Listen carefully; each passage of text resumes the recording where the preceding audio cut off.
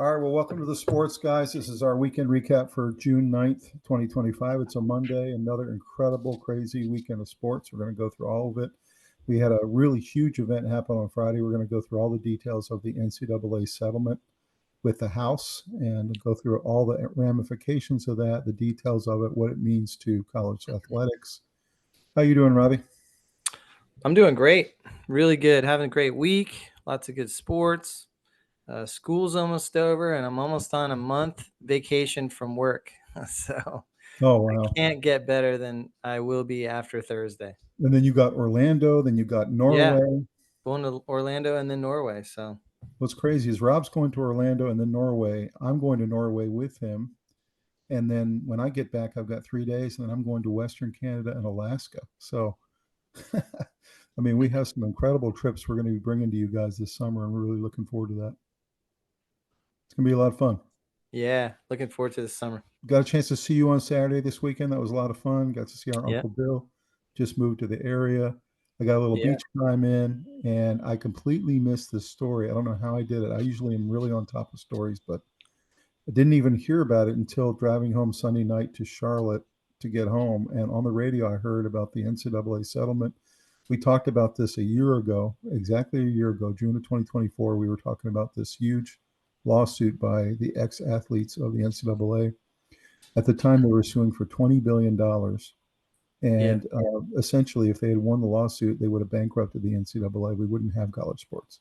So what happened was it went to court, went through a couple of rounds in court, and then the House of Representatives stepped in and decided to get involved with part legislation, part court order. It was kind of an interesting arrangement. They resolved it after 1 year of negotiations with all parties involved in all the different conferences, and came out the back end with, I think, about as good as you're going to get. They essentially have to pay $2.8 billion, most of it in back pay to athletes back to 2016. The reason they can't go further is because there's a statute of limitations. You can only go back 10 years. So athletes all the way back to 2016 are going to get back pay from the NCAA. And after that, a new set of rules has been put into place. And we're going to go through all the details there. But essentially, there's a $20.5 million salary cap for every D1 school. Kids can get paid both by the school and can still get NIL money. So there's multiple revenue streams they can get.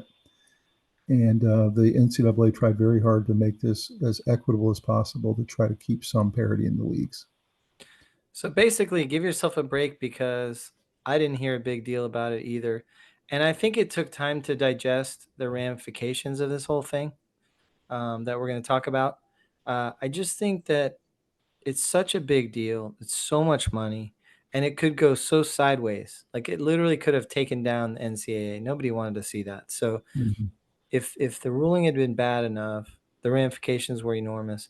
I think it came out with a fairly plausible solution. And so I think people are just sort of digesting it, and it'll be wild talk on Monday sports radio talk. But at the end of the day, give yourself a pass, because I think it's still ongoing where we are fully understanding it.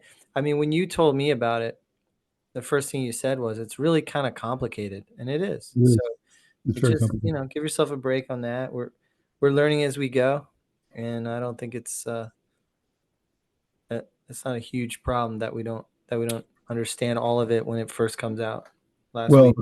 And the court intentionally avoided the April transfer window.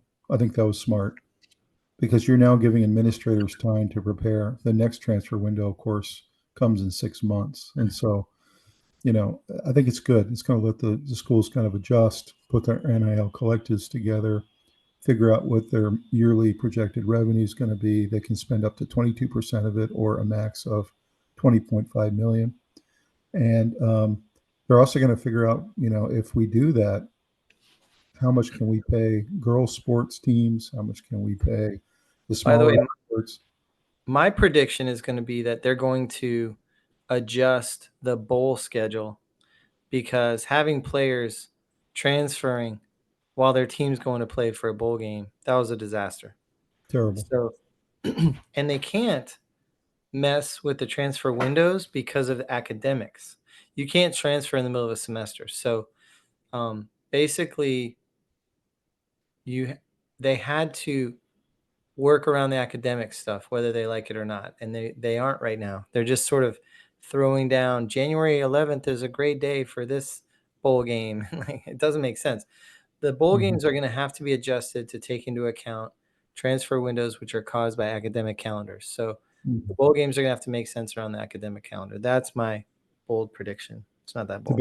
The biggest problem they're going to have is the salary cap. When you're a big school, you have $20.5 million to spend, and you've got 32 major D1 sports, and you have men's and women's you have to cover. So you've got women's soccer, you've got women's lacrosse, and all these sports are going to need funding. And so the question is going to really be how much is football and basketball going to suck up?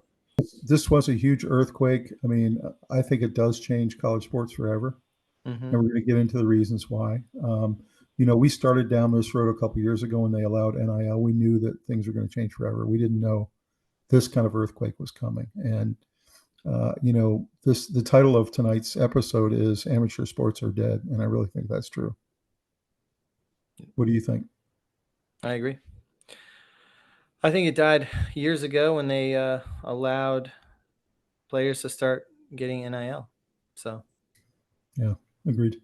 I think we all knew it back then. So then tonight we're also going to get into the hockey series. It's sitting at 1-1 right now. Florida was able to steal one on the road in Edmonton in game 2 in overtime. Both games have gone to overtime, so we'll get into how exciting that series has been. Yeah. We thought it'd be really good.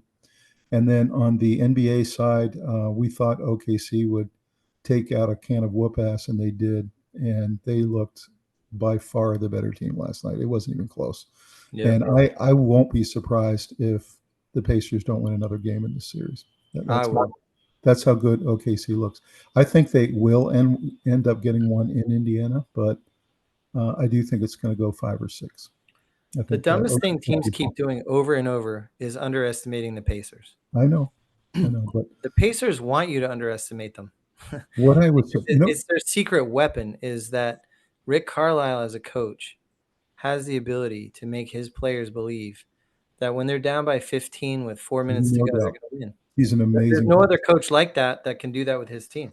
You know what I was most impressed with last night with OKC, though, was their defense. I mean, they completely smothered Halliburton, and then what we found out was the Pacers don't really have another go-to guy. They were really struggling to get points. And so OKC has decided to take him out of the mix and say, okay, you guys beat us.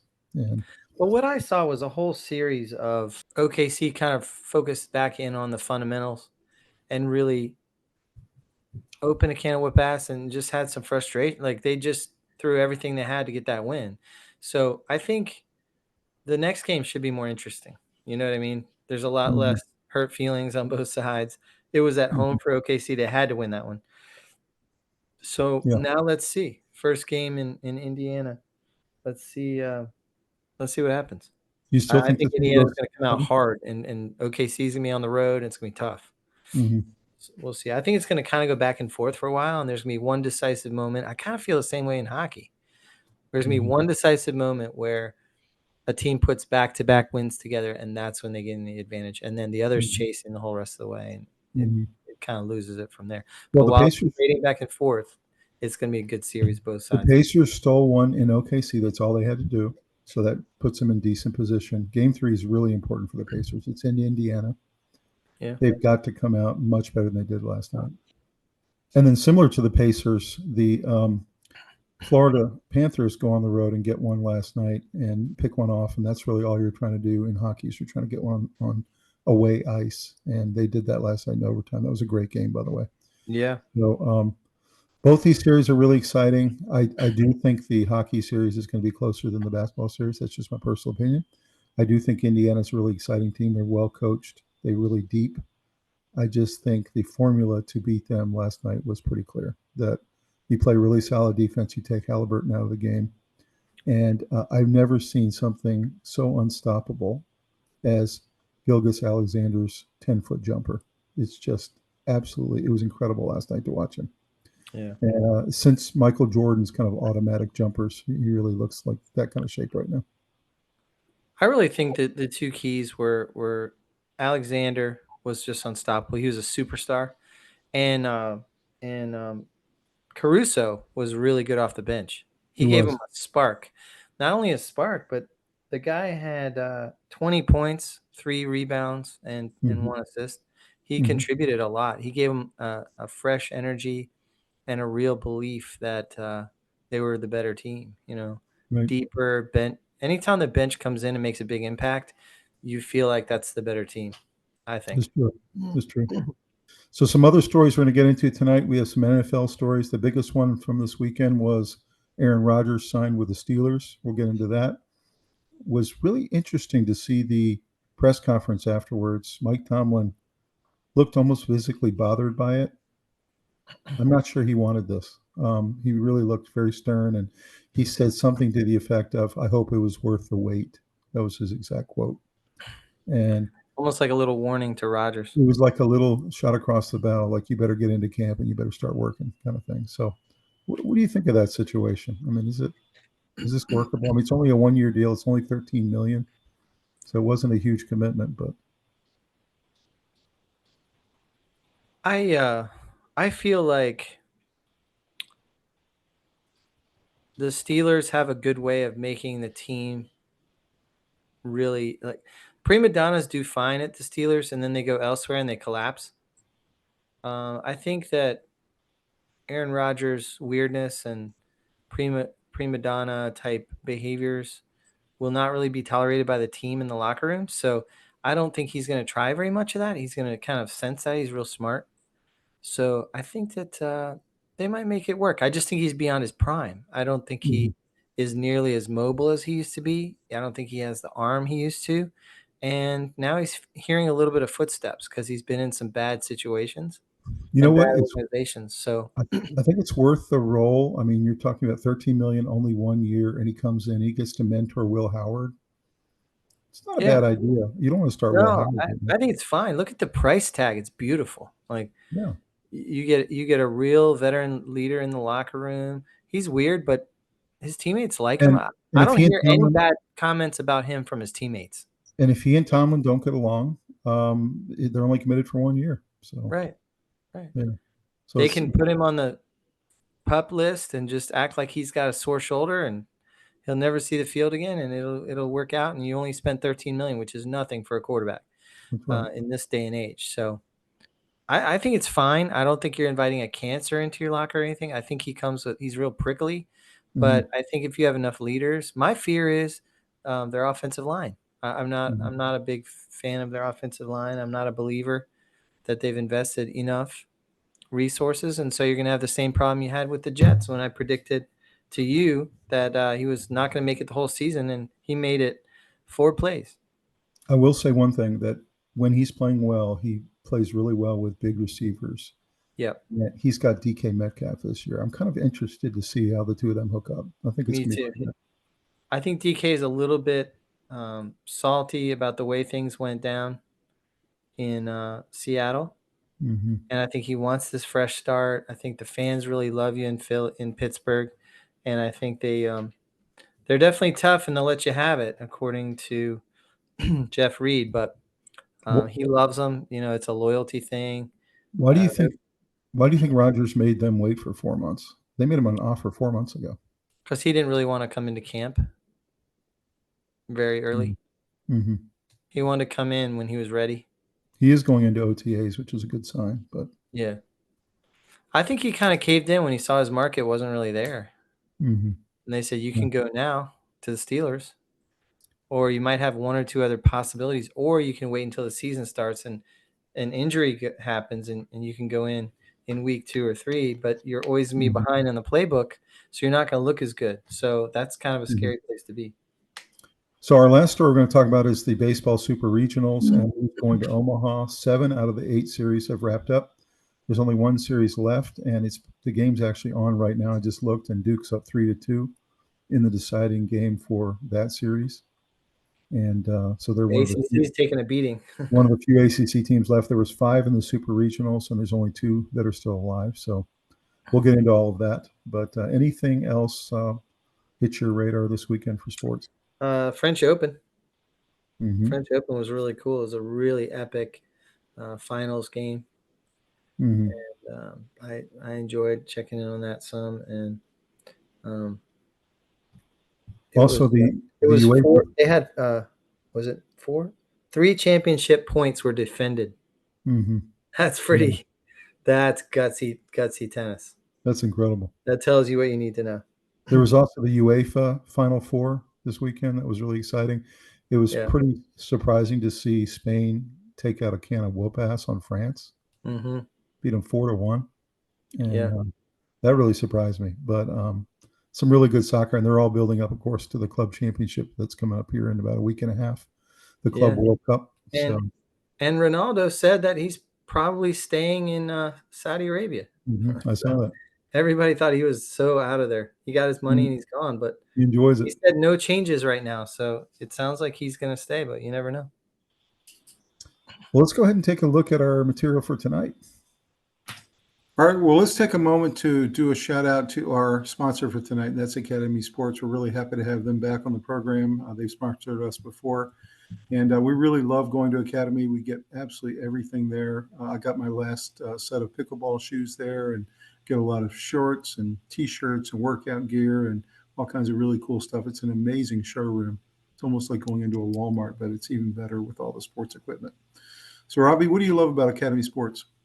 Basically, I love going there for all the boys' equipment. They're outgrowing everything. Seems like every season we need new everything.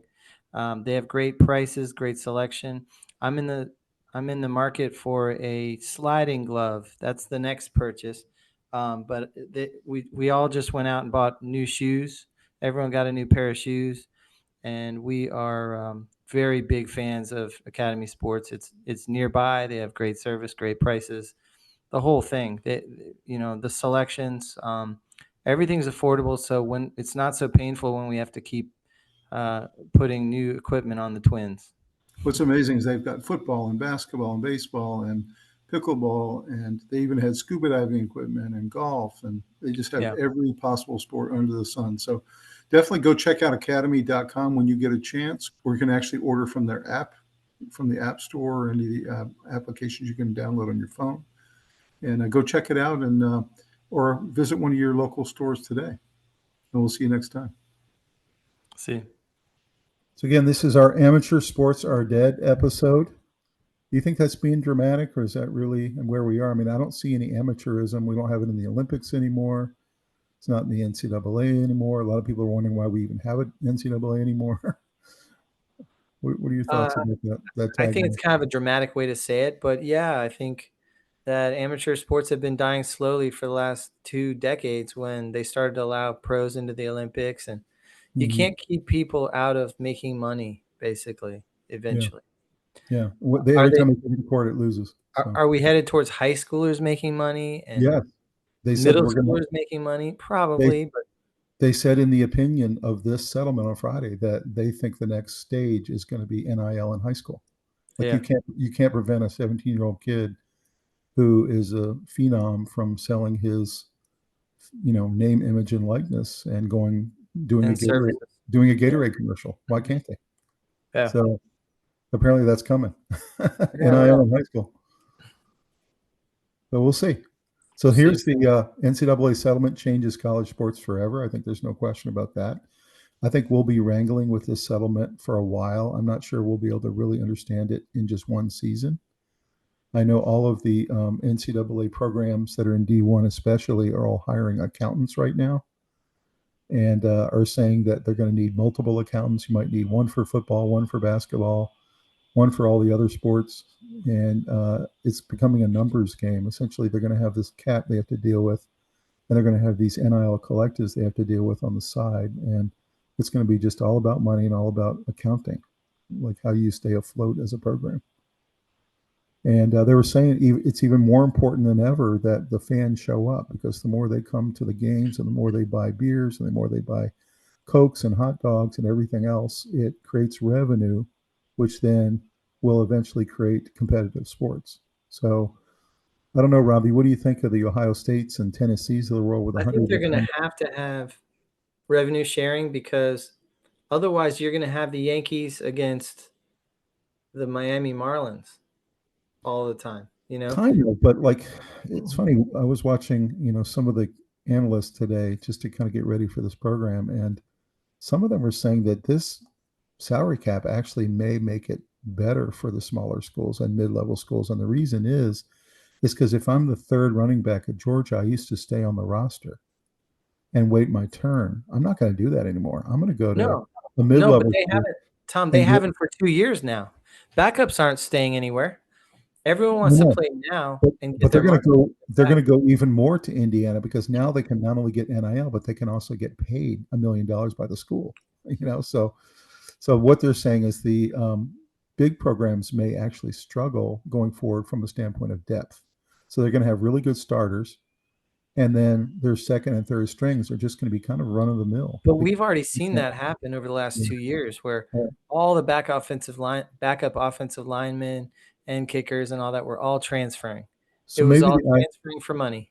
So maybe the idea that you won't get an Ashton Genty at Boise State anymore, maybe that's not true. Maybe you're going to get some really great players going to some of the smaller schools because they can get paid, and they can't get paid at Georgia. Yeah, and I think we've seen that transition happening for years now, several years at least.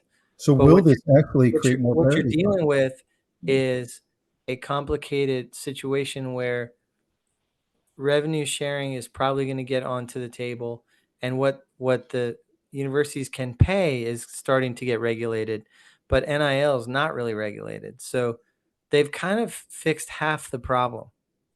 I mean, I don't think Arch would have tells you that there's going to be a whole nother round of legislation. There's no way Arch is going to stay at Texas the last 2 years waiting on his turn if he weren't paid $2.5 million in NIL, which he was. Right. So now you're going to get a quarterback who might go to some random school like University of Toledo or something, and they're going to ask him, why did you do that? And he's going to say, because they offered me $1.5 million guaranteed and an NIL deal on top of that. But Tom, my point is, it has nothing to do with this bill. That was already in motion. No, but the salary part of it wasn't. So what I'm saying is that because there's a cap. But NIL was. Because there's a cap, you now have a school like Indiana that can actually compete against a Michigan because they can offer the same salaries. And so that's the argument. I don't know. I don't know if that's how it's going to play out, but the argument is that it may create actually more parity. I think you have the haves and the have-nots, and I don't think that's going to change because of this bill, because half the problem wasn't touched by the bill and half of it was. Like University of Virginia has been down for a while, right? Our school. But now they could, if they wanted to, they could spend $20.5 million just like everybody else. They may be the only school in the ACC that can offer some kid out of South Carolina to come to their school, and they'll pay him $3 million to be our quarterback. So I'm really interested to see if it actually creates more parity. I will see. It'll be really interesting. The salary cap, I think, does give us that chance. So let's look at the hockey series. Don't touch NIL. Yeah, exactly. Yeah, I think NIL is where the disparity will obviously be different, but the salary portion of it does even things out. Mm-hmm. So this series is just epic. You got Bobrovsky there on the left. You got Connor McDavid, who Gretzky's saying he might be the best player ever. That's what Gretzky's saying. So I'm like, wow, he's good. The accolades coming in on this guy is really astounding. But what a series. Tom, the thing that jumps out to me about McDavid is his puck handling. Right. And his speed. It's so crazy. Mm-hmm. It's true. He's such a good passer. I mean, he is. He weaves through defenders and dishes it off to a guy who's sitting with a gaping open net because he juked everybody and the goalie to the left, and he sends it over to the right. And the series is turning out exactly what I thought it was. You have the best two players in hockey on the Oilers, and you have the deepest roster in hockey on the Panthers. And goaltending. And so you have a situation where you have depth versus stardom, and we'll see which one wins. Yeah. It'll be interesting to see. On the basketball side, of course, we talked about Halliburton. That's the infamous shot he took to win the game in game one and steal the game. They were down 15 points with 4 minutes left, and they pulled off another absolute miracle. Nobody could believe it. Yeah, it was crazy. And then, of course, you have in game two last night, SGA just going off. It was just absolutely unstoppable. And everyone just watching that and going, man, how do we get ourselves an SGA for our team? So that series is fun to watch. And you got NFL. We'll talk about some of the impacts there. And, of course, the super regionals. These are the regionals that we're going to talk about. Louisville hosted one. There was one in Corvallis with Oregon State, North Carolina in Chapel Hill. Auburn hosted Coastal Carolina. You had one in Los Angeles with the UCLA Bruins. The Durham one is wrapping up right now. Duke is hosting. LSU and then Arkansas. Those are your 8 regionals to get to the World Series. So we'll get into all those details. It's been really exciting to watch. Oh, yeah. Let's talk about the settlement. House versus NCAA. Settlement is approved. Landmark decision opens the door for revenue sharing in college athletics. That's the first headline there. The next one is that NCAA settlement requires schools to pay athletes for name, image, and likeness use. And apparently that's the clause that came out of the settlement that everyone thinks all the high school athletes are going to start latching on to. Is that, well, if they get NIL, then we should get NIL. So what is your thought about that? Is this something that is going to bleed down into at least the big time players in high school, like the LeBrons? I think we need to take a deep breath and take a step back and rebuild this whole system so it makes sense. Because all this reactionary, like, decision making based on knee jerk trying to make things fair after we've thought about how do we want to design the system, it feels like we were never prepared for money to actually go to students. Mm-hmm. And once that happened, there's never been a thoughtful strategy put together. Well, and I know this bill is the first attempt at that, but I don't feel like we've really strategized well here. Because what does the end game look like? Are we really going to start paying middle schoolers? I mean, that doesn't make sense. Well, you remember a year ago They're not when even old enough to have a job. Remember a year ago when we talked about this topic, we had schools like UNC and others that their sports programs had not been administered very well, and some of them were over budget, and they were having to be bailed out by their endowments, which are supposed to be for academics. And so my question is going to be to you, Robbie, how high are they going to raise the ticket prices? How high is it going to be for a beer, for a hot dog? I mean, you have to think there's going to be inflation for everything. So if I'm a kid at UNC and I'm trying to take my parents to the game, how much do they have to pay for tickets? A lot. Try to cover all this. A couple $100 a game is going to be just so normal. And the thing is now, Tennessee started it last year. They are saying that 20% of this is directly to the students, or whatever the percentage is directly to the students. 22%. Yep. Yeah. So the athletic programs are getting cut out of that money. And if you're already over budget, their what are you going to do? Budgets are shrinking, as they're cutting out all this money going to students. So then, are there sports programs they're going to have to get rid of? Some of the smaller programs that get funded by football, they're going to have to go.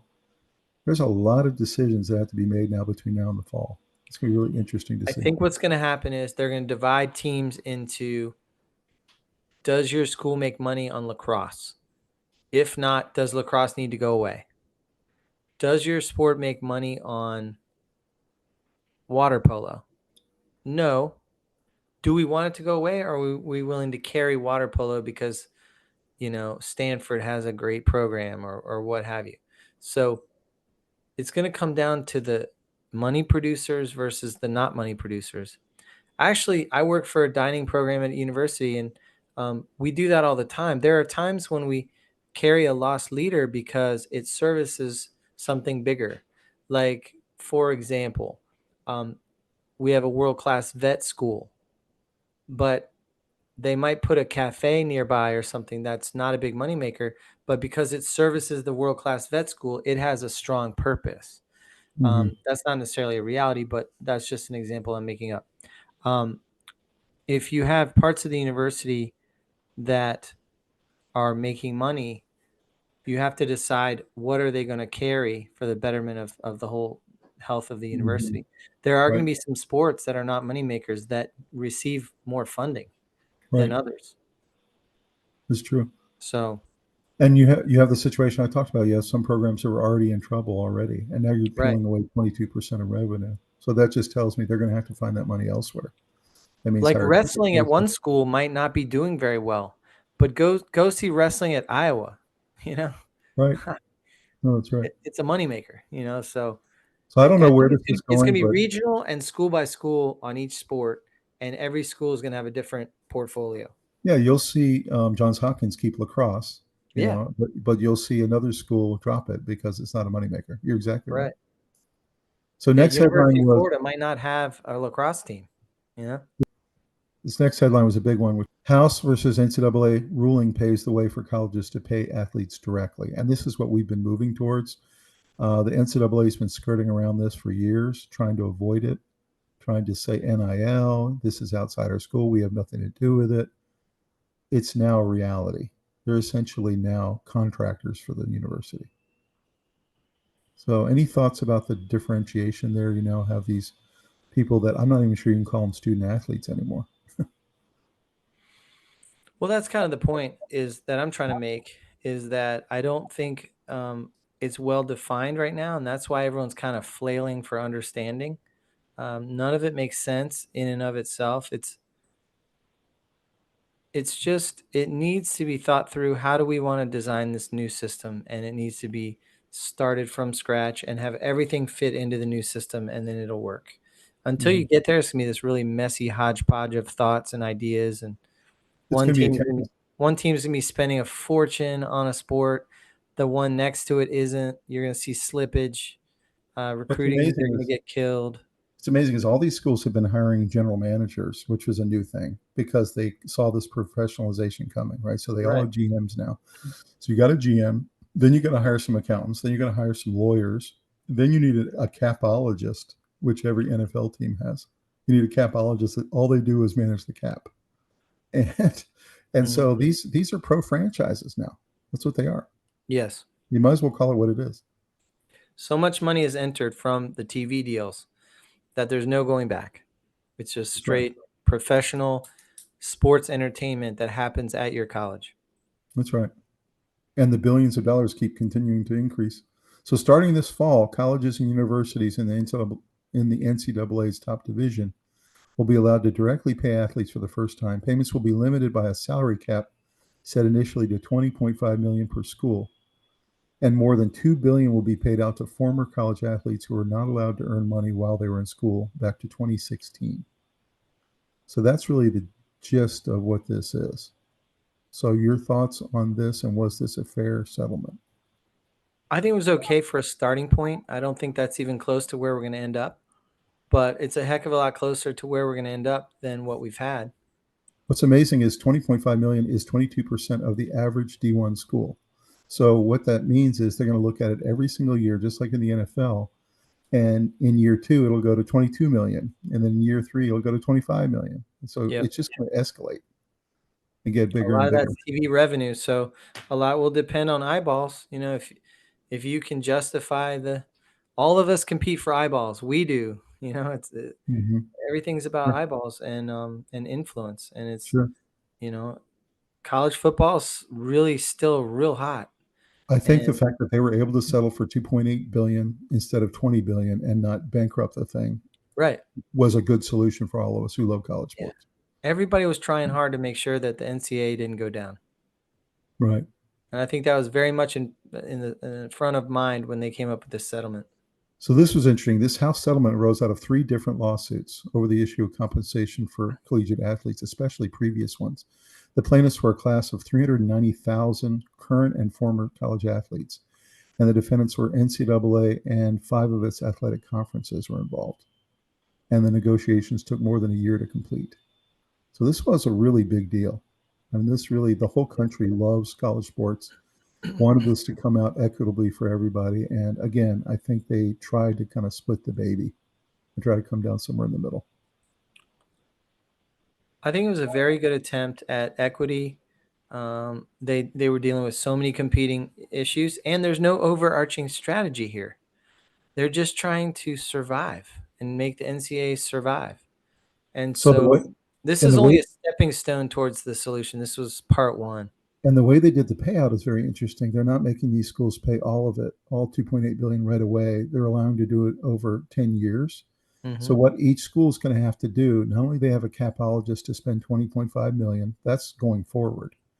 Then they have to have an NIL collective organization to be able to deal with all these external organizations like NIL collectives. And then finally, they're going to need to be able to contribute to a fund that's going to be administered by the NCAA.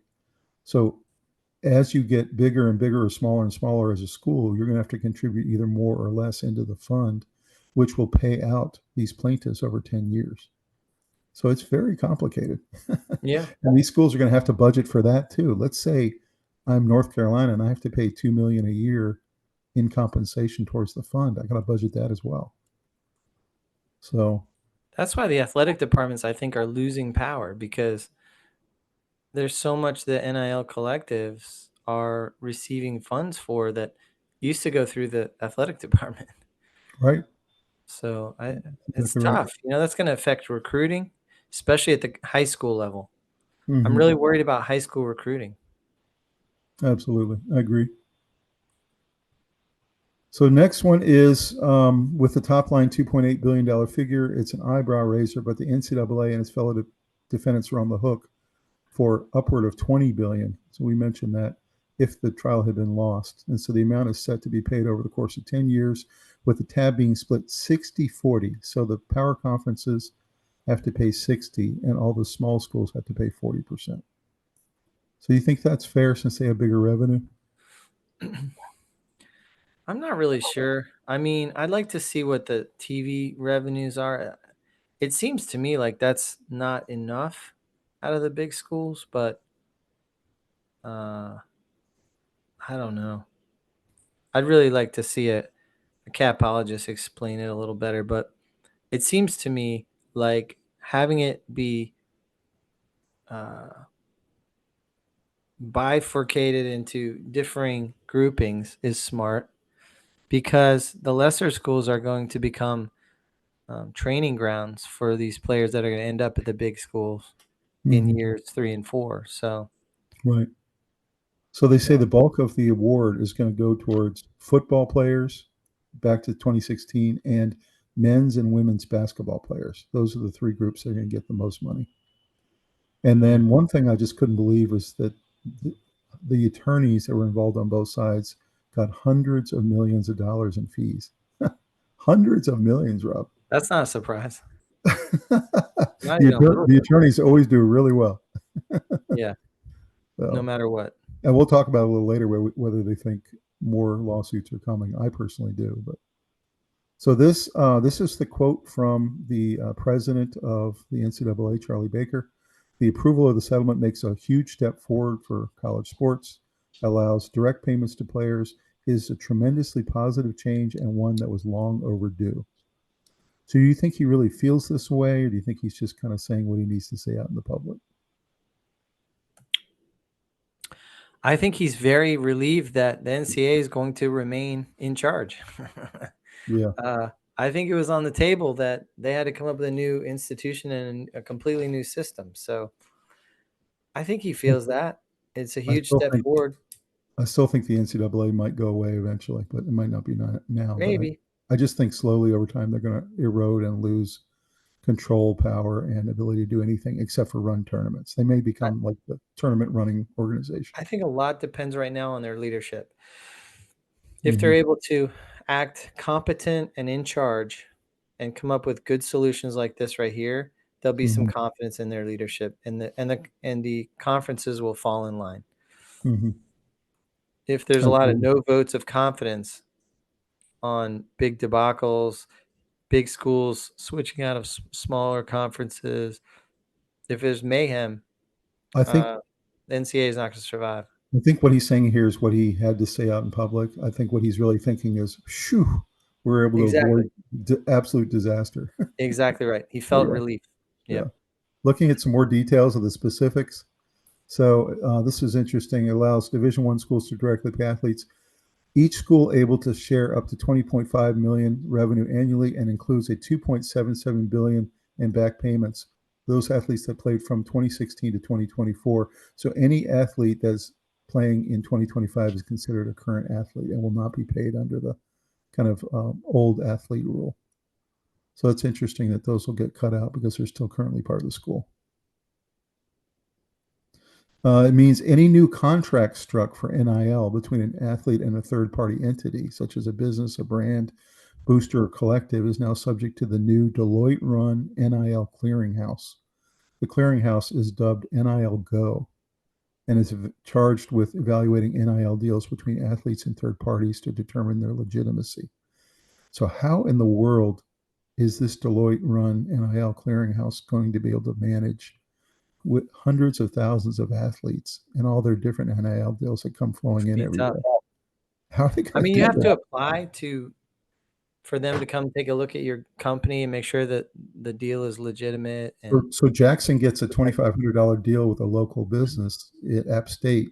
He's going to have to send it in for approval to this clearinghouse. That's the probably. Yeah, that's the new system. Anything over $500, you have to clear with the clearinghouse. So what they're trying to do is make sure this is all above board and that there's some kind of management and some kind of regulation.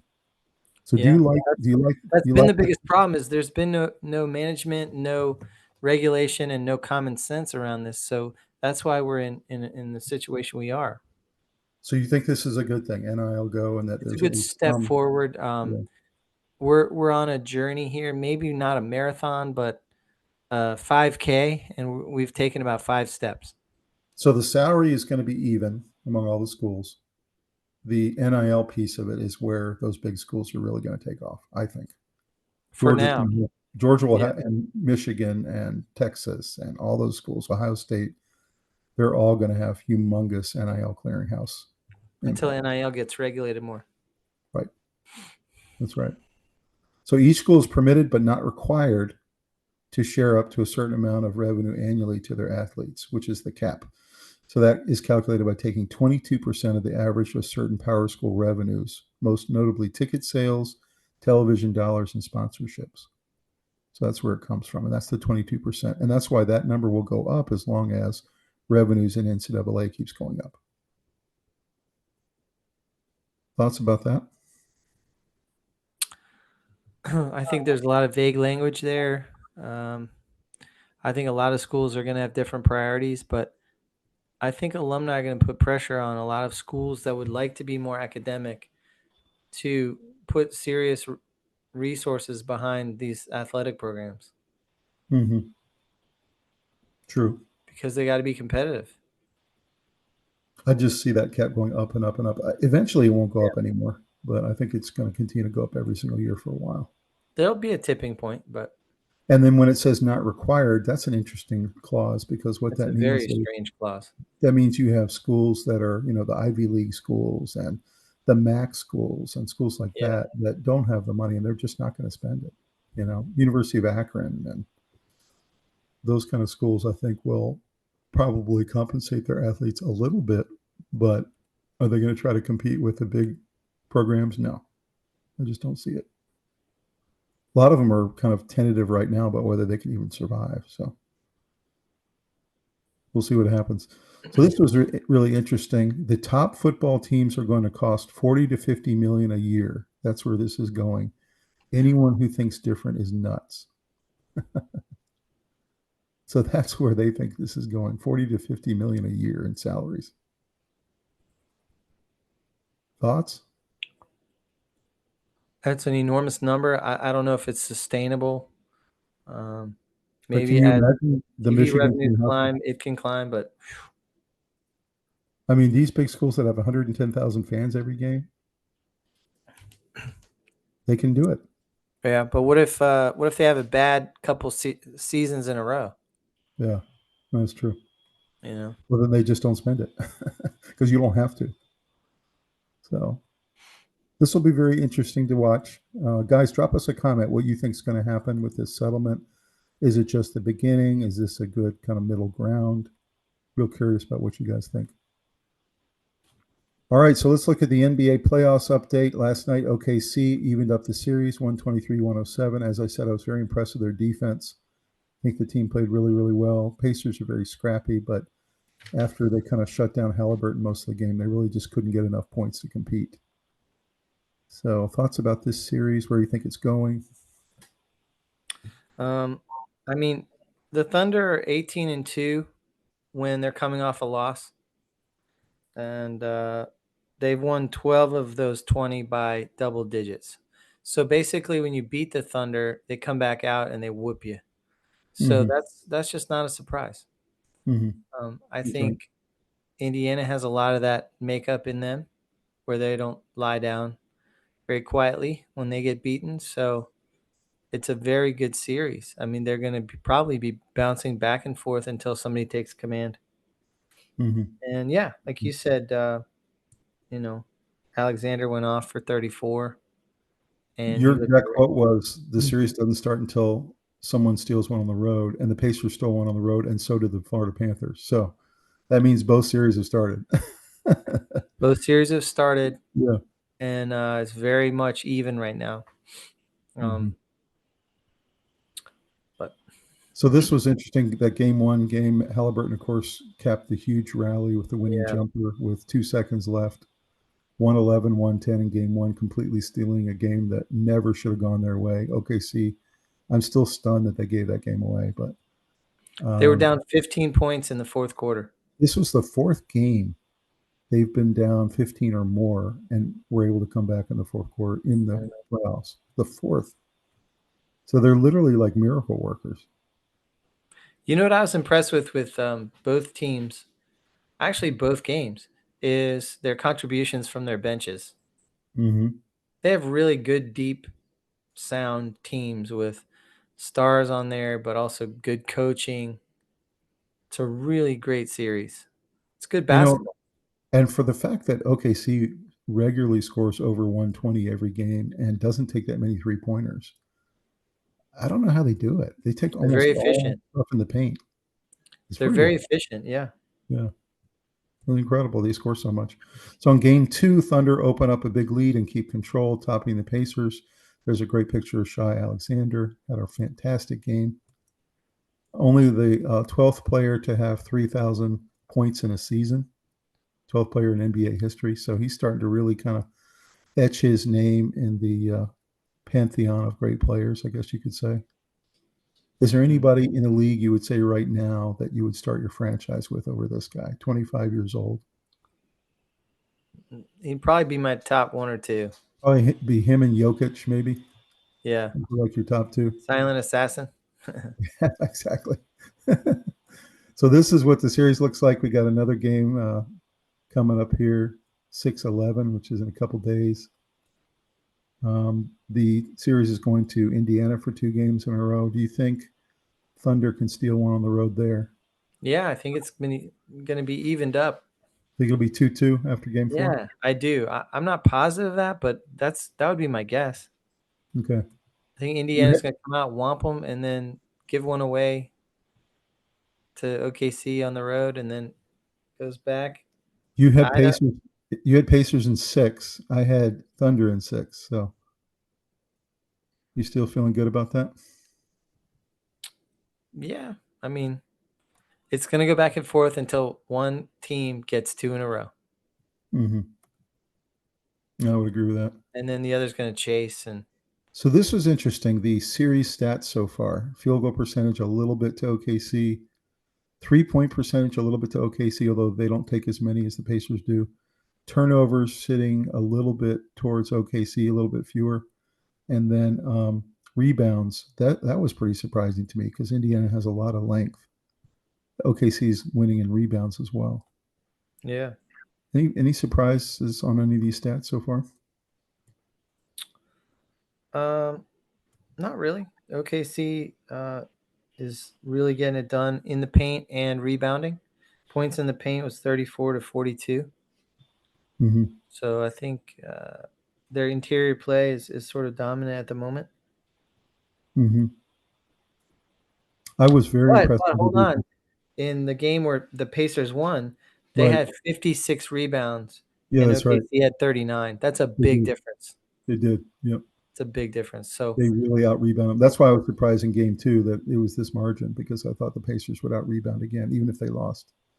So OKC was just fired up and they played hard the whole game. And they just looked like they really wanted it. They wanted to even it up.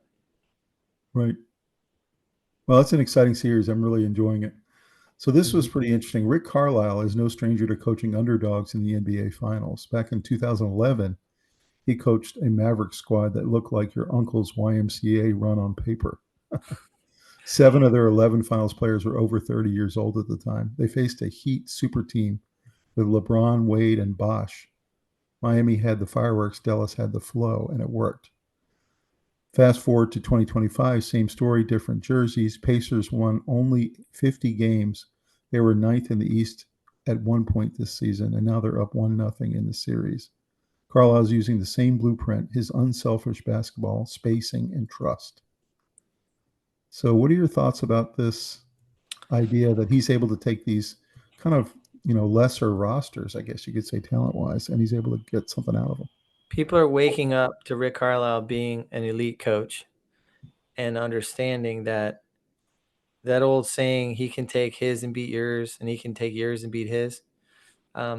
People are starting to recognize that that's a talent that you can probably give to him, is that he can probably coach up almost anybody and get the results that you want. And He's a really good coach. I wasn't thinking about that series, but that was a huge upset for them to win the championship that year against that super team. Yeah. That was huge. Miami would have won 3 championships. They ended up winning 2 out of 3, but Dallas was able to stop them. So this is interesting. Carlisle's a Hall of Fame coach, never had a stacked rosters, but was always overachieved his whole career. He helped introduce the flow to modern hoops, trusted players late by not calling timeouts, and coached circles around teams with more talent. A true hoops genius who doesn't get enough credit. Yeah, that's been my point for several weeks now. So what's your understanding of this flow system he's got? I need to learn more about that because they keep talking about his flow system. It goes against the idea that you're going to call timeout to stop the direction of the momentum. It's believing in your guys and letting them fight through the mess, I guess. And there might be more technical stuff to it. Leave us a comment if you know a little bit more it's also about spacing. He's really into spacing. He's into getting guys to the right part of the court. It's all spacing. Yeah. Well. Spacing's huge with him, defense, and I think after this series, he's going to get a lot more recognition in the NBA. I really do. Yeah, because there's so many examples now where his team was down by 12 with a minute and a half left and they win. It's happened so many times that you can't even call it luck. It's just, even if he doesn't win this series, he now is on the radar for people that were not thinking about Rick Carlisle. There's people that were not really NBA fans back in 2011. So yeah, I think he's hit the map. So this was the OKC choked a 15-point lead to lose the game. Pretty gravel to see that lead that they had that they were not able to hold on to in the fourth quarter. And again, the Pacers just keep pulling miracles. So, and then this was just amazing to me to see the GM for OKC and what he's done. Think about this. This is the last 3 years. He traded for Shai Gilgeous-Alexander. He traded for Alex Caruso, drafted Jalen Williams, drafted Chet Holmgren, drafted Kason Wallace and Aaron Wiggins, signed Lou Dort and Isaiah Hartenstein, who's that other big tall guy who's got 7-footer. And then he also got Isaiah Joe, who's been a real big contributor. So how in the world can you be 9 for 9, essentially? He just kept hitting and hitting and hitting and hitting over and over. And now he's got the best team in the NBA. He's a great talent evaluator. So, I mean, whatever he makes, they should double it. Yeah. He's like the GM that you want. Yeah, and it's right at the bottom here, it says they're just getting started. And that's true. They're like one of the youngest teams in the NBA. So, yeah, I mean, they're not going anywhere. So I don't know. I just wish my Hornets could build a team the way this guy has. Yeah. Pretty cool to see. So let's talk about the rematch. This is hockey, also sitting at 1-1. Both games have gone to overtime, which is pretty amazing. I don't know what the likelihood of that would be. They're just so evenly matched. Any surprises so far for you out of this series? Not really. Just how close it is. The goalies are just having an amazing time. Even when it looked like there were a couple soft ones for Bobrovsky in the last game, there were some real tough screens, letting him not see it very well. And then they come back with tremendous amount. I mean, he had 46 saves in the last game, Bobrovsky. Right. It's incredible. And then, so 46-42, Skinner's doing great too. And then the last one, the last game before that was 46 saves to 32. So it feels like these two teams are so evenly matched that all of these games are going to be like 1-goal games like this. yeah, And it's just yeah, like all the that's way how it through. should be. That's how it Yeah. should be. Yeah, And most of the time, overtime. that's right. So this next game is on tonight. You guys can watch it on TNT or True TV. It's in Florida. The series has gone back to Florida now. We'll see if the Panthers can hold serve. Any thoughts about who's going to win these next two games in Florida? It's tough. It's really tough. I think they're going to split again. I think the Oilers are going to steal one, and it's all going to get knotted just like the basketball. I think these two playoff series are going to mirror each other a little bit. I think the Panthers might win tonight, and I think the Oilers will win Game 4. I just think this series is bound to go 7. And of course, you chose Oilers in 7. I chose Panthers in 7, but I think either possibility is going to happen. So this was interesting. The points leaders, Draisaitl, goals leader, Draisaitl, and then assist leader, Connor McDavid. And then on the Florida side, it's Reinhart, and Barkov is their assist leader. So kind of interesting to see who the leaders are. We kind of expected the Oilers side. I wasn't sure about the Florida side. Mm-hmm. Any thoughts about these guys? Well, obviously, Draisaitl and McDavid are two of the biggest superstars in the world on the same team. But Florida's team is made up of real gritty, tough players that are champions at heart, and they are they're going to keep making it really hard until somebody knocks them off. That's right. That's right. I wasn't sure about this rematch if I was excited about it, but as soon as it happened, I'm excited about it. This is a great series. Yeah, it's the best series that they could have had. So here's that goaltender comparison you were talking about. You have Skinner sitting with a goals against average at 2.81 and Bobrovsky's at 2.44. And this was the reason I chose the Panthers in Game 7, because give me the guy with the 2.44 goals against average. Mm-hmm. But both of them are excellent. Skinner's a great goalie as well. Oh, yeah. Anything surprise you here? Not really. I noticed that Skinner played only about half the season, that Picard played a lot of games. So that was kind of interesting to me. Whereas Bobrovsky only had a couple nights off. Bobrovsky got pulled a little in the beginning of the season. He did. So he had to kind of work through that. They needed to rebuild his confidence. He certainly got it back. Yeah. So looking at some of the NHL final news, this was interesting. This actually was a quote after last year when Florida won the title. This was on the ice, and that's the Florida player to the Oilers player saying, "We'll see you next year." It's almost like both teams knew they were going to be back a year later. Pretty incredible that he's saying that on the ice to a guy he respects. They have a lot of respect for them. What do you think about that? Is that just clairvoyance, or what is that? No, I think they're the two best teams in hockey. Dallas made a good run for it, but as soon as you got to shut down Rantanen, they kind of got limited. Mm-hmm. But yeah, these are the two best teams in hockey, and it's not surprising that they're going to meet in the big game. It's the best thing for the sport is the best teams to meet there. I thought that was very cool that he made that call. Mm-hmm. So this was Chris Knobloch makes bold defensive changes ahead of crucial Game 3 in Florida.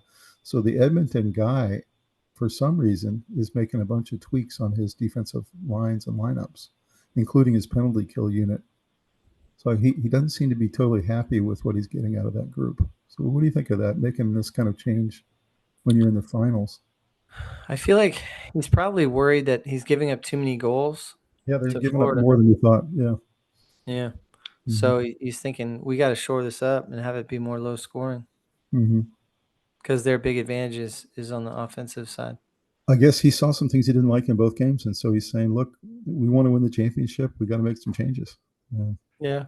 We'll see if they work. But I found that kind of curious that, you go the whole season, your lineups really well, and he's making the changes now. So pretty interesting there. This was pretty cool. In a relationship with the Stanley Cup Finals, which I think all hockey fans are. Yeah. Pretty funny. It's the best cup. It is. So this one, Sam Bennett fires warning shots at Stuart Skinner and the Oilers following crucial Game 2 clash. So this is right after the game. Florida's just evened it up, and he was essentially giving them bulletin board material to Skinner, saying, we're going to score a bunch of goals on you. So do you think that's smart? Do you think that's just trash talking the hockey? What do you think that is? I don't think so. I don't think it's smart. Yeah. It's almost like disrespectful to your teammates who have to. I think Skinner's going to come in with a little extra juice tonight. I just have to think he will. Probably. You know? No one likes to be disrespected like that. Although there's something about hockey goaltending. If you can get inside their head a little bit, sometimes you can really throw them off. That's what he's trying to do, I think. Yeah. He's trying to get him to make a big mistake. It's like a pitcher. Same thing with a pitcher. Maybe you just don't listen to it. You just play your game. Yeah. Tell a pitcher something that gets in his head, something about his wife or something, or I don't know. If I'm the coach of the Oilers, I'm putting it up on every locker. If I'm the coach of the Oilers. Yeah. So, yeah. So this one was interesting. I'm old enough to have properly enjoyed part of Wayne Gretzky's career. This is a guy named Matt Drake. And he said, Connor McDavid is the best player I've ever seen. This guy's the most skilled player I've ever watched. So that's pretty high praise. He might be. You think he's that good? He's really good. Like generational good? His control of the puck is probably like nothing I've ever seen. Oh. Yeah. So I thought that was really, really high praise from this guy. And the fact that he saw Gretzky play and still feels that way is super cool. So final one here, Brad Marchand, who of course is a real chippy player for Florida, started chirping at his own mom after the double overtime victory over the Oilers. Apparently his mother, after the game 1 loss, had started doubting the Panthers, that maybe they're not going to get it done this year. And she even posted some stuff on her Facebook. So Marchand in the post game was taking his mom down. It's crazy. I can't even make that up. What do you think of that? Like, I don't know. These guys, I mean, they love their mom, but he's taking her down. Yeah. Pretty funny.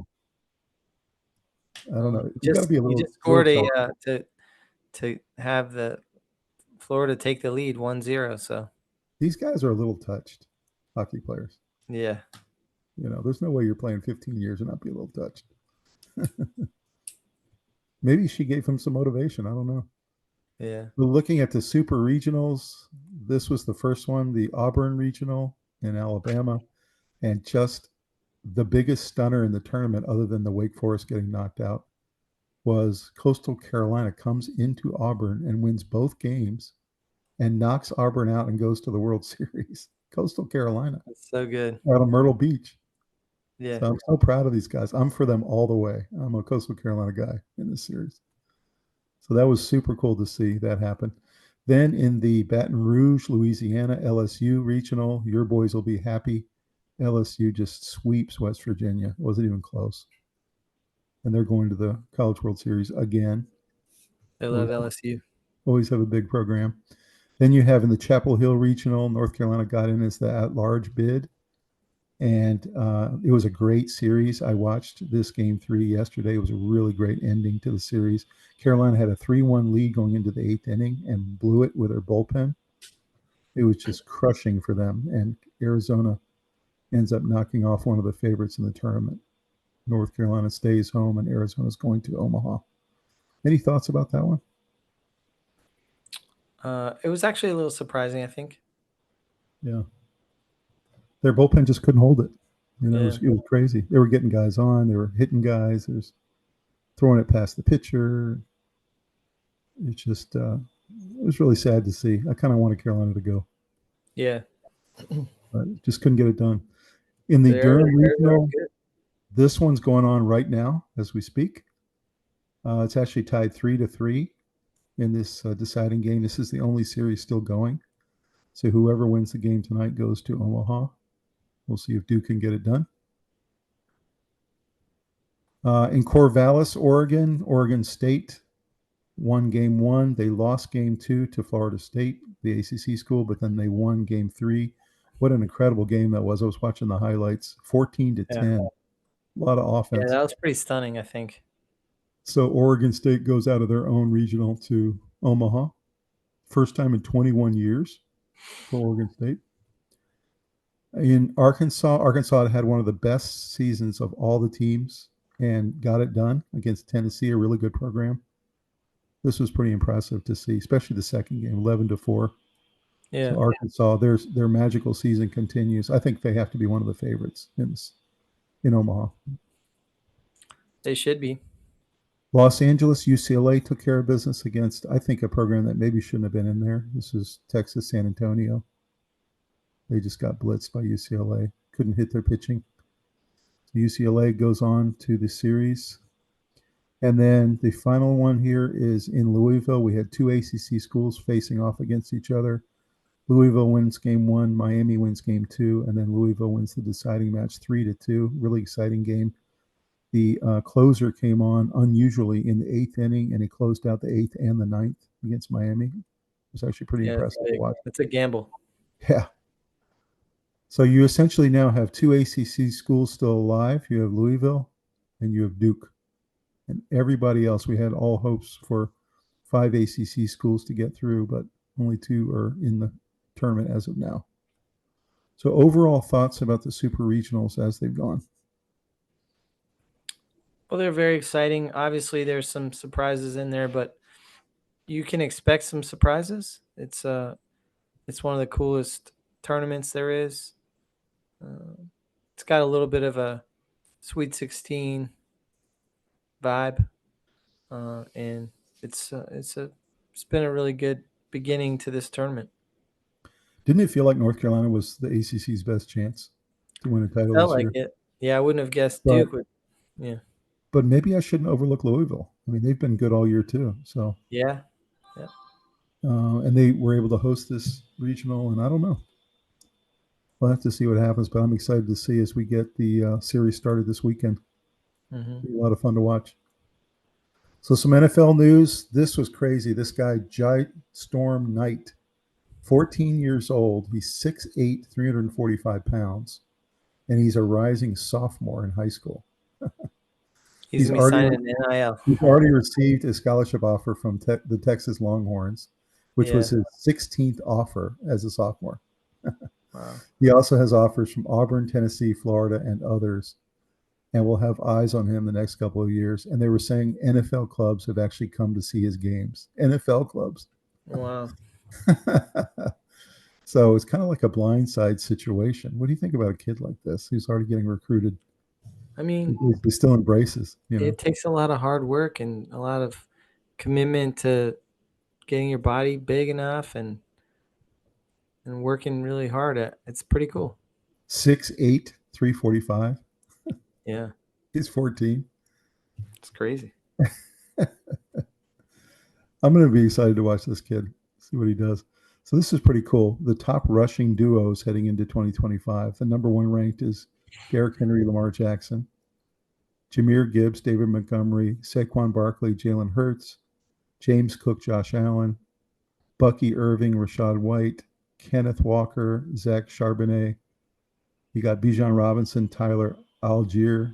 You got Chuba Hubbard and Rico Dowdle, Brian Robinson, Jaden Daniels, and then Ashton Genty and Raheem Mostert. So do you think this is correct ranking? Do you have any that you do a little higher, a little lower? I don't know. Obviously, Genty being a rookie, you don't know where he's going to be yet. But it's a pretty good backfield for the Raiders, though. Think about it. Yeah. Pretty good backfield. Really, all 10 of these teams have a good backfield, I think. They're all going to be able to run the ball. Yeah. Yeah. So, I don't know. I would put Walker and Charbonnet maybe a tiny bit higher. I think they're really, really a special set of. I think I'd put Cook and Allen down a little. Maybe. Because quarterback is rarely going to be in the conversation. Cook's awfully good. For rushing. Cook's awfully good. I like those top 3 the way they are. I think that's exactly right. Yeah. So it's going to be a lot of fun to watch these duos. You do need a 2-headed monster in the NFL. This was pretty cool. The PFF actually did a ranking with 100,000 participants weighing in. And this is how the votes came out for the 32 quarterbacks in order for all franchises. Mahomes comes out on top, then Burrow, then Lamar Jackson, Josh Allen, Jalen Hurts, Jaden Daniels, Stafford, Herbert, and Goff, and then Geno Smith, number 10, which I thought that was really suspect. I'm not sure why he's number 10, but below him, he's got Purdy, Jordan Love, Baker Mayfield, CJ Stroud. Any thoughts about this? Do you think these top 10 are correct? Did you move anything around? I'd move a few names around and stuff, but I wouldn't quibble too much with it. You got Bo Nix down at 19. I think it's a little low. Yeah. Trevor Lawrence at 16 may be a little high. And then you have kind of the bottom of the league. You got a lot of these guys that are kind of retreads. You got the, Sam Darnold's, Russell Wilson's of the world, Justin Fields. And then you have Cam Ward at 25. You don't know what he's going to be. He could be fantastic. You don't really know what Michael Penix is yet. J.J. McCarthy, etc. Mm-hmm. So I don't quibble with much of this other than Geno Smith. I don't put anywhere close to 10. I put him down closer to 20, I think. I might put Purdy or Jordan Love in that 10 spot. Yeah. So you can see the haves and the have-nots in the NFL. This is why the teams make the playoffs or don't make the playoffs, if you got your guy or not. All right, let's look at which team is most likely to break the drought. You have 6 teams that are essentially in playoff purgatory. Saints for 4 seasons, Colts for 4, Bears for 4, Panthers for 7, Falcons for 7, and then Jets for 14.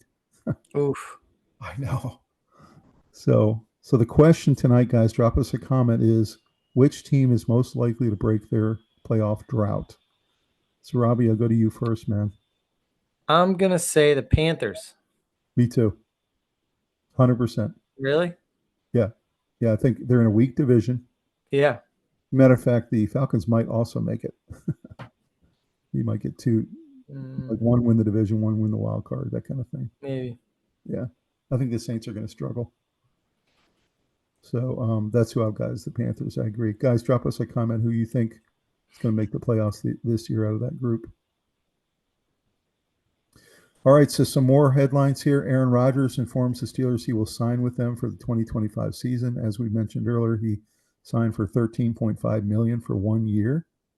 He is going to be attending OTAs in the upcoming weekend, so he's definitely going to report. This was interesting. They wanted to draft Shedeur, but he told them that they'd have to pass the Steelers if he drafted Shedeur. So why would he do that? Why would he keep interfering with this Jordan Love situation, with the Shedeur situation? Why is he like that? I don't know. It's part of his prickly nature, I think. But it's not good for the franchise. Like, they should have drafted Shedeur. They should have brought him in, had him, groom Shedeur for the future. Be bigger than that. You know what I mean? So I don't know. This is why I have problems with Aaron Rodgers. Just the way that he thinks. Yeah. He's so selfish. Yeah. So how do you think he's going to do in Pittsburgh? I think once you get there and you feel the organization around you, you want to stay in line. There's not a lot of examples of people misbehaving there. There's a lot of sort of diva wide receivers and stuff that do fine until they leave. Yeah. So. And you think the comment by Mike Tomlin about, hope it was worth the wait was a shot across the bow? Yeah, I think it was all about controlling Rodgers' ego and having him walk in and want to work hard. Mm-hmm. Okay. That's good. So this is interesting, a wild statistic. Dan Quinn's aggressiveness on 4th down was part of it. This was mostly a Jaden Daniels statistic, but an incredibly impressive statistic was this 4th and 1 success rate, which was the greatest in the NFL last year. Yeah. So do you think this is going to be a continued combo between these two, where they're going to be really aggressive, go for 4th and 1s, and use Brian Robinson? And we've talked about analytics. I think you stay with Daniels with the ball in his hand and have him make decisions. He's a good decision maker, and everything gets compressed down on the goal line. So you don't want to punt. You got to score points, right? least get a field goal out of it. Yeah. This is really, really interesting. I didn't realize they were the number 1 fourth down team last year. That's pretty cool. Cool to see. This was pretty cool looking back at the rookie receiving yards last year and thinking back to our draft special last spring, Robbie. So Brian Thomas Jr., I never would have guessed would be the top receiver last year for the rookies. Kind of came out of nowhere for the Jaguars. So Neighbors was number 2 with the Giants. Brock Bowers had an incredible year with the Raiders at tight end. Ladd McConkey was 4th. Marvin Harrison Jr. 5th. You had Roma Dunze, who I thought was going to be the leader, comes in 6th. You had Xavier Worthy had a really nice year for Kansas City in 7th. Keon Coleman, Xavier Legette for the Panthers, and then another Panther rookie who was an undrafted free agent, Jalen Coker, which he was kind of a nice find for the Panthers as well. Any surprises with these first 3 or 4 here? Not really. I mean, I think everybody contributed. Do you think Dunze being 6th had something to do with Caleb Williams was struggling a little bit as sure. a rookie quarterback? Because he didn't have nearly the year I thought he would. But you got to get him the ball, right? Yeah. And then Marvin Harrison was really upset by his showing. He really wanted to be number 1, of course. He's worked really hard to get back. Yeah. He's come in with all that muscle. I thought overall this was a good class. I mean, Xavier Worthy had a nice year. Keon Coleman was one of Josh Allen's favorites. So we kind of figured this was going to be a good class. Ladd McConkey surprised me. He had a really good year. So which new QB wide receiver duo will have the most success going forward? So you got Matthew Stafford with Devontae Adams.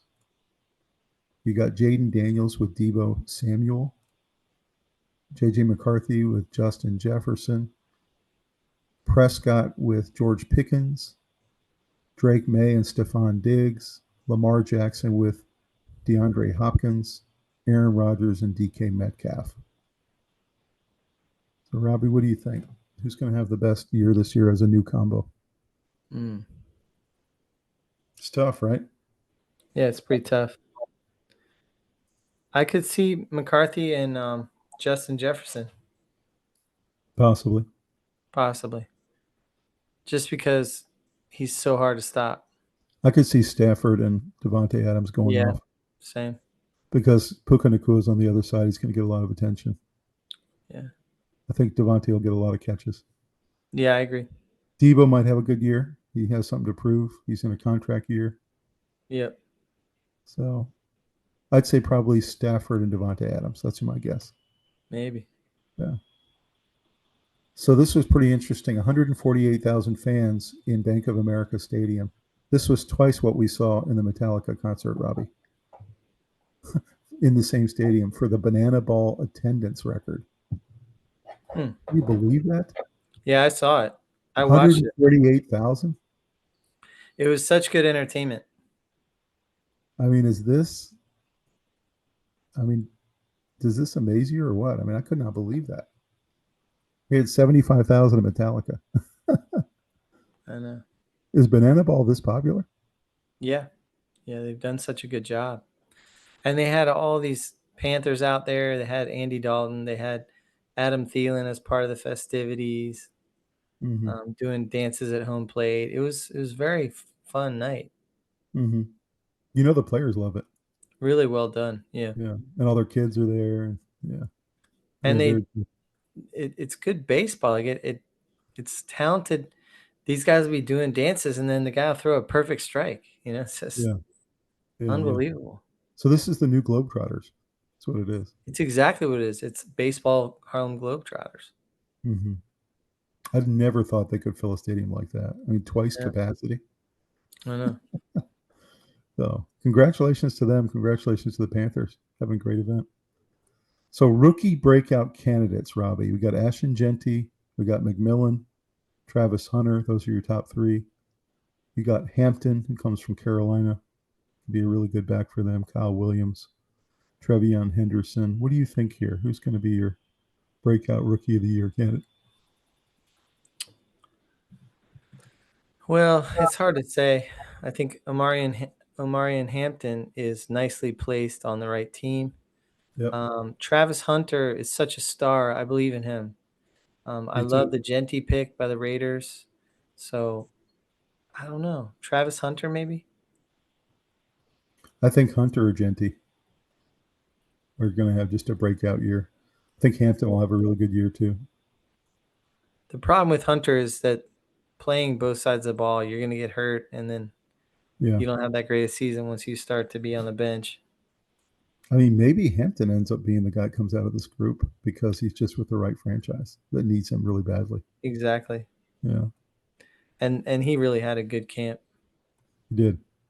He did. This is going to be fun to watch. I'm hoping McMillan is what he, was advertised to be for the Panthers as well as the number one receiver. So it'll be fun to watch. We'll see. Some college football news. Jimbo Fisher says, "We built the system. Don't blame the kids." I agree. Do you agree with that? Yeah. And Yeah, what I do think you? they need to do a lot of work on some self-reflection and figuring out strategies on if you were to start from scratch right now, take away all the bowl series, take everything out, what would it look like? And you just So redraw it from scratch. this was coaching greed. It was athletic department greed. It was boosters greed. They were trying to buy championships. And so they kept forcing this system. And now we've gotten to this part where it's chaos. Nobody Yeah, can and then it figure was it out. incompetence. Like the ACC couldn't compete with the other big conferences on TV revenue. So you have this big disparity, which caused big ripple effects, which caused some of the best teams in the ACC to say we're going to flee the conference because they signed such a long-term TV deal and it was a bad deal. There's just unbelievable things going on that were all manifesting in different teams struggling. That's right. That ESPN deal is a disaster for the conference. There's just no Yeah, question about it. Yeah. Well, we'll see what happens. But yeah, I like his attitude here that don't blame the kids. that's So right. this is interesting for the college football season. 5 teams to watch. You got LSU is going to be substantially better this year. In the middle there, you got Penn State. They were really knocking on the door last year in the playoff. Mhm. You got Ole Miss has a really great team. Utah, just like last year, they're picking them to win the Big 12. I don't know. We'll see. Every year, though, they're doing that now, and they're always disappointing. I know. And then Clemson, they think will reclaim the ACC again this year. So anybody you're really watching out of this group? Clemson. Clemson. I'd put South Carolina in there. I really like what Beamer's doing there. LSU's good. I think I like Ole Miss. I think Ole Miss. I think LSU, can make a big splash. Mm-hmm. Penn State might be really good. They're going to have an advantage of Ohio State losing some of their players. Yeah. Including their quarterback. So Steve Sarkisian on the Ohio State loss, he said, "I should have played Arch." And he actually used an F-bomb in this press conference. Can you believe that? He actually said that. I should have played Arch. What are your thoughts? What's that? What are your thoughts? I mean, I don't want my son to go play for coaches that can't control himself like that, but you think he's saying that because they got knocked out and he wants to bolster his guy the next year? I don't know. I think so. He's a little bit of a hothead, Sarkisian. This is interesting. You talk about all the different revenue streams. Of course, you got tickets, you got, this, you got that. Well, one of the big revenue streams is this college football video game that's so popular by EA. Yeah. And they're going to pay schools based on how much the team is used in their game because it's all online now. So they keep all the statistics. So if you have more people playing with Texas than playing with, some small school like Bowling Green, you're going to get Texas get paid a lot more from this game. Yeah. So is that how it should be? I don't know. The financial part of this doesn't always make sense to me. I think the answer is yes. I mean, reality is if you're going to generate more eyeballs, then that's what's fair, I think. I don't know. True. Problem is, in that case, that team a big advantage. But that causes lack of parity. Right. The more you have the haves and the have-nots, the dynasties versus the up and comings. At the same time, you have a small school that you have the same 7 schools in the playoff every year, and then you're just changing a few out.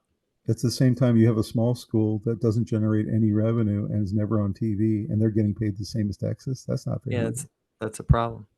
So this is going to be interesting to watch how these different organizations deal with it. So this was pretty interesting what Quinn Ewers said.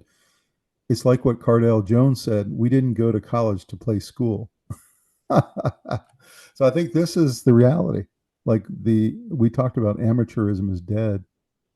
These players are saying that. Yeah. We didn't go to Texas to be a student. That's just reality. It's something we got to deal with. Yeah, it's not hyperbole. It's a reality. Yeah. He didn't go to college to play school. So this was pretty interesting. You can't wait for the first college football Saturday. This is like the ultimate fan, right? So you got your coffee at 7, game day at 9, kickoffs at noon, grilling all day, your night game drama. You got Hawaii kicking off at midnight. Nothing better. Yeah, that's right. You're like 9 games all day. Yeah. First kickoff Saturday. That's what it feels like too. When Hawaii's kicking off, you're just saying, I really should go to bed, but I'm not gonna. Yeah. It's just so good. Yeah. So this is why I personally believe. So this is why I personally believe no matter what happens with all these lawsuits and everything else, these sports are going to last because people love the product. I think more so if there is parity, though. If every team feels like they have a shot at the beginning of the year, there's all this excitement. But if you just have the Alabamas and Georgias of the world beating up on everybody, I think you'll start to see a little decline in the attendance numbers. Maybe. Certainly possible. So our subscriber challenge of the night, guys, it's a 2-part question, and that is amateurism in sports dead? That's our title for tonight. Tell us yes or no in the comments. And then finally, will this settlement stabilize college sports? So Robbie, what are your answers to those two? Yes to both.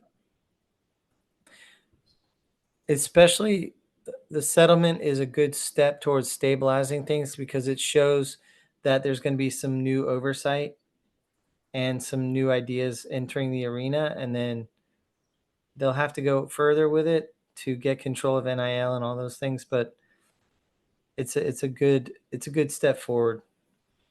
We're kind of spiraling for a while there. I agree. I think the answer to the top one is yes. The bottom one I say is too early to tell. And the reason I say that is because I do like the salary cap. I do like the NIL collective has to be cleared on every NIL deal. That's great. I like that the cap is at 22% of revenue so that you don't bankrupt every program. All that's really good. What I don't see is an ability to stop future lawsuits from groups that are going to sue that say, wait a minute, I'm a women's lacrosse team. I should get more of a share of this, that, and the other. You just know other lawsuits are coming. So yeah. Will it stabilize sports for this season? Yes. Will it stabilize college sports indefinitely? I don't think so. I think there's going to be more rounds. Oh, no doubt about it. Yeah. This was the beginning salvo, but a lot more battles to be fought. So if the question was for college sports for 2025-26, yes. I think, did it stabilize? Yes. Did it solve it? No. Mm-hmm. That's how I feel about it. Because what's going to happen is those smaller programs are going to sue. It'll take 1 to 2 years to get through the court systems. The football and basketball players will counter sue, saying we generate all the revenue, so we should get the lion's share of it. It's just going to get messy. So yeah. All right, we're going to go to the mailbag segment. I've got a couple fun things to share with you, Robbie. You haven't seen these yet. Great pick. You like that? Yeah. I thought you looked kind of dazed or something. I don't know. For those of us who are newly joining our program, thank you for finding us, by the way. I would say that this is what Tom likes to do to me to keep me humble and feet on the ground. He always picks out an embarrassing photo, and I always enjoy seeing what he comes up with. And by the way, our sponsor for tonight is Academy Sports. So what a great photo there of you with Academy. So thank you, Academy. if you've been with us for a little while, you know that we love them.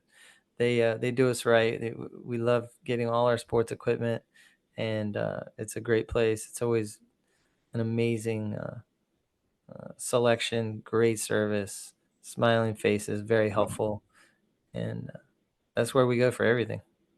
So, Robbie, you ready for this? I Yeah. put into an AI program you and my picture together and wanted to see what we would look like as Carolina Hurricanes players and what we would look like as Orioles players. Okay. Okay. You tell me what you think. Here's the first one. You guys drop us a comment what you think. So this is us as Capitals players. So that's Which me. one? That's me on the left, and that's you on the right. I don't look anything like that. Well, that's what AI thinks you look like. Okay. All right. You think it looks a little bit like me on the left? No.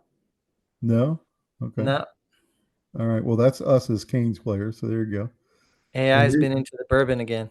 And here's us as Orioles players. Man, that looks nothing like us. Pretty funny, right? Crazy. That's Yeah. cool. Yeah. Kind of cool. We'll keep looking at this like over the next year, guys, because these programs will get better and better. But I thought the Orioles one was a little closer to me, maybe. But maybe. I thought that'd be kind of fun for you to see. This next one's really cool for us UVA fans. So over the weekend, Bryce Perkins and the Michigan Panthers won the USFL Conference Championship, led by Bryce Perkins all year. And now they go to face the UFL champion in the conference championship. So congratulations, Bryce Perkins, and he's really been kind of the star for UVA the last 10 years or so, and has been trying to make his way back to the NFL, and I hope he gets there. So super cool. What a great season he's had. All right, Robbie. Cool. Let me hit a couple of news notes. Jair Alexander, the cornerback for the Packers, is set to be released after 7 seasons. He had some injuries, and they're frustrated with him, and so hopefully he can turn it around and really help a team out there. The NCAA settlement that we've touched on many times tonight has formed a new organization, the College Sports Commission, which is cool. The CEO, Brian Seeley, comes from Major League Baseball ranks. So he understands very much the stresses of not having salary cap. And he calls for progress over perfection. And I think that's the best way to put it. Progress over perfection. That's what this bill does. So I've already talked about Carlos Alcaraz defeating Yannick Sinner, who's from Italy, in the French Open. It was a 5 hour and 29-minute match. There were 3 match points, championship points, and they were defended off in the 4th set. And that's the longest match in Roland Garros history in a finals. So that was pretty exciting. And Roland Garros, I got a sweet spot for that. We used to live in France and used to go to that quite a lot. A friend of mine was a ball boy there, and so that's a really cool event. And Nick Chubb is apparently close to signing a deal with the Texans. That's wow. huge. That is huge. Really and huge.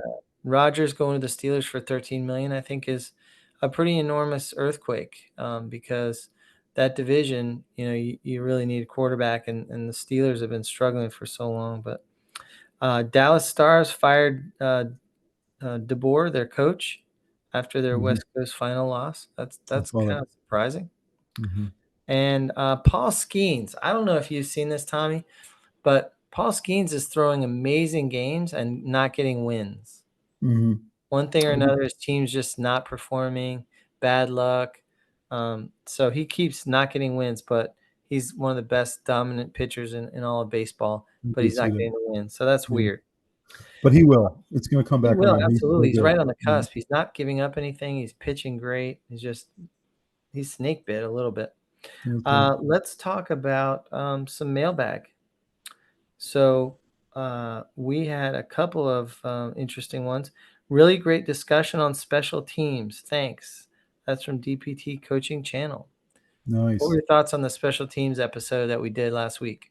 It was awesome. I mean, the interviews were great. All three guys were really fantastic. I'm going to be rooting for them as they go into the App State season and as Michael tries to make the NFL. So it was a great discussion, and it was really kind of high time somebody really looked at special teams as one of the core phases of football. So that was cool. Yeah, it was an interesting episode. I had to join in a little bit late, unfortunately, and the guys were on a tight timetable. If you were wondering, well, why didn't we just push it back? They had to go running as a team at 4:30 a.m., so we had to stay tight with it. So we had me join in later, and I went back and I really learned a lot from listening to the discussion that happened before I even jumped on. So I thought I was proud of that episode, even though I was not part of the whole thing, and I thought there was a lot of good information in I there. was proud of you, man. You came in the middle and you just started firing out questions as soon as you got on. That was great. So nice It job. wasn't my easiest, but I felt like those guys really It's comported themselves. difficult because we had been rolling for 25 minutes and you missed all that context, but now you see Yeah, it when you look back at the episode. Guys, I'd highly recommend you watch that episode because if you love football, it makes you realize how important the special teams it really was is. We exciting all to me know to that. listen to the differing levels of talent that they were exposed to by one of them jumping to the NFL ranks and seeing what a disparity that was, and then listening to teammates talking about how if a kick gets missed, all of us missed it, whether I'm the snapper, the holder, the lineman, or the guy You could kicking the tell ball. you could tell Michael's eyes were really open when he went to Cleveland camp. I mean, his eyes were really Yeah, opened. And yeah, and what's interesting is his theory, and I really agree with it. And he's trying to teach Jackson this, and that is you're only as good as your last rep, and that really is yeah. true. Jeff Reed said that too. You're as good as your last kick. That's right. Yeah, And short memories are important for kickers. no Um, doubt. he was talking about how he hit Michael. Was it Hmm. Michael was talking about how he hit 4 field goals in one game, but he missed the game winner, and that's all anyone could think about. So that's a brutal reality. And if you miss a couple kicks, but you hit the game winner, that's all they think about. So there's It's that true. that reality. Hmm. Next one, you guys did Metallica Justice by Arthur at Arthur. Man, that's awesome. Thank you, Arthur. What a fun episode that was, and what Yeah, special experience we got there in Bank of America Stadium. I'm glad you it enjoyed was it. a lot of fun.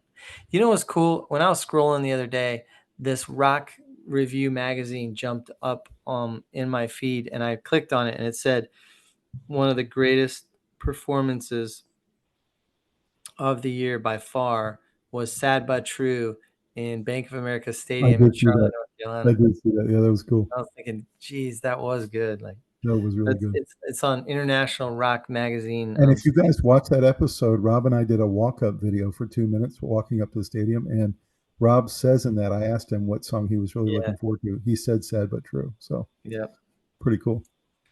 Next one, you guys get better on every episode at Zachary. Hey, thanks, Zachary. We're trying our best to improve and bring better and better content to you guys. So we appreciate it.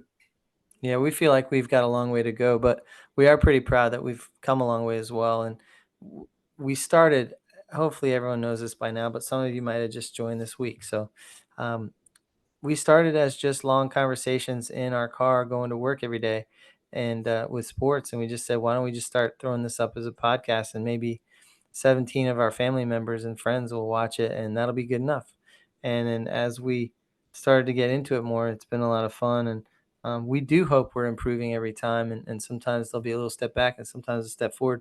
But for the most part, we want to be our trajectory to be going higher and better, more entertaining, and more information. So that's the No doubt. goal.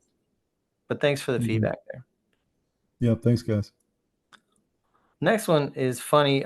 Get a life at Daytona Buelas.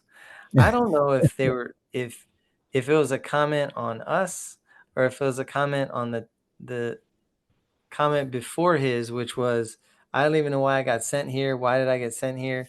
I Uh, think that was it. I think he I was think he commenting on the said get preview. a life because of that, but I wasn't sure. So I thought it was funny enough to just throw it out there. I thought it was entertaining, and I hope it was aimed at either us or whoever sent the "Why am I here?" comment. Either Hmm. way, I find it hilarious. Yep, agreed. And last one, solid mix of music and storytelling at Wesley. That was Metallica also. So what do you think about that? Well, thanks, Wesley. Yeah, we're Music and again trying to storytelling. do our best, especially when it's a big event like Rob talked about. We have some big trips coming up this summer, and this is a really good challenge for us to do, non-sports content trips, give you guys really the testimony of what we're seeing on the ground in Norway, places like that, and we're trying to get better at it and become storytellers. So thanks. Yeah, what's cool is if you think about some of the best stars in music, you listen to them and they say, "Look, I don't play for the audience. I play things I enjoy, and I hope they like it." And so that's kind of where we are with this. We try to cover things we're interested in, so that we can be interesting at presenting it, possibly, and maybe we bring along people who kind of feel the same way or had the same thoughts, or maybe we'll touch on things that they learn about. No doubt about So music and storytelling, that's what we're trying to it. do. Love it. That's Love it. music and storytelling. And that is the mailbag for the week. So I had one other news story that you didn't mention, and that was Tom Thibodeau got fired by the Knicks, Oh and yeah. it was a big deal because he's a really excellent coach, and he has taken a really woeful franchise and taken them to the playoffs 2 years in a row, and really almost got them to the Eastern Finals. And so I know a lot of people were really stunned by that move. Any thoughts about that? Why they would get rid of There was a Thibodeau? lot of blowback on that one. Yeah, It was confusing. I didn't think that was a good decision. no, not at all. I didn't He's think a it was. really good coach. He did So I an know excellent job. The Knicks, I mean, it feels like just the sky's the limit at this point. They they just were a game away from the Eastern Finals. So I mean, they're getting better and better every year. That's a sign that you're on the right track. Your coaching needs to be solidified. You should be extending your coach. doesn't that tell you that something happened between the coach and the owner? It must. Absolutely. There has to be something personal The coach said something that the owner couldn't live with. I mean, that's. because I'm it's sure not.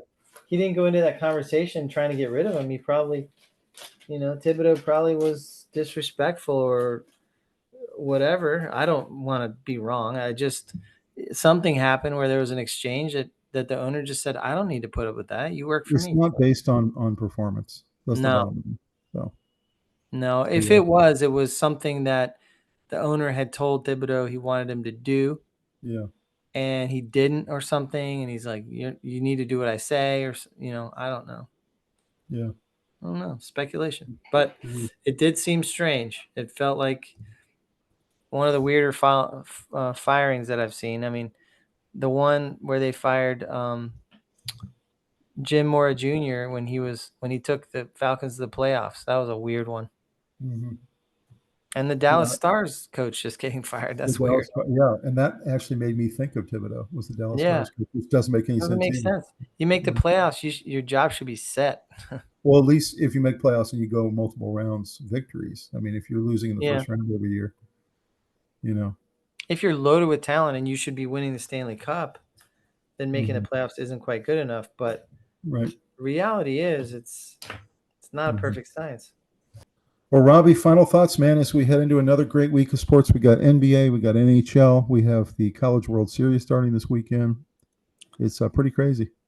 Final thoughts. These series are every bit as good as we thought they were going to be, and I hope it doesn't let up. I know that somebody's going to take control soon, but until it does, this is perfect hockey and basketball. Basketball has brought back the mid range jumper, so now all the different types of basketball are in play, which is nice. Mhm. And I like the trends in both sports, and I love what's going on with banana ball, Mhm. bringing a lot That's of fun. excitement to baseball, and some of the tweaks they've made to make it more exciting. I think baseball's actually in a healthier place than they've been in a long time. So good stuff all around. When Banana Ball's getting twice the fans as Metallica, I know I'm in a new world. I can't believe it. Yeah. Well, it's So, family friendly. It's super fun. Perfect summer event to go to. and you get the Panthers involved, and it's just, yeah, Yeah, all super, the Panther really fun. players are there. Andy Dalton's out there throwing footballs at a mascot or something. I think we got to take your boys. I think they'd love it. Oh yeah, I wanted to take them. It just didn't work out, and it was really expensive. And we Mhm. were about to go on these trips and stuff. So I said, let me catch them next time through. Yeah. Well, I'm excited about everything coming up. Guys, Same. please like this video, subscribe to the channel. We got a lot of great content coming your way. We have a couple episodes coming up before we leave for Norway you're really going to like, so please tune into those. Again, thank you guys so much. We're coming up on 28,000 subscribers. I just can't believe it. We keep adding hundreds of subscribers a week, and I cannot thank you guys enough for continuing to bring your friends to the table and watching our shows and dropping us great comments. So we appreciate it. Yeah, it's fun to hear from you from all over the world. Thank you for joining us on our journey, and stay with us.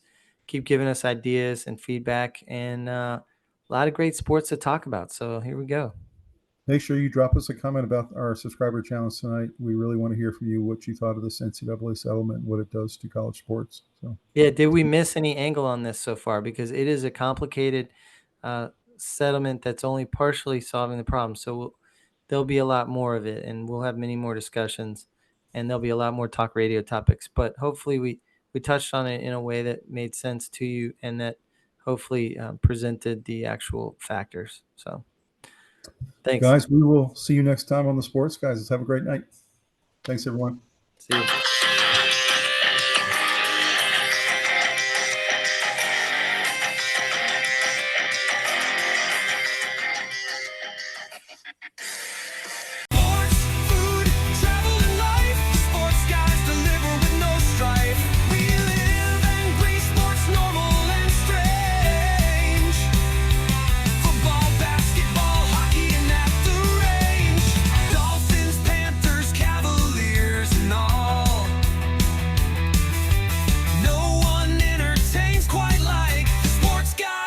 Check out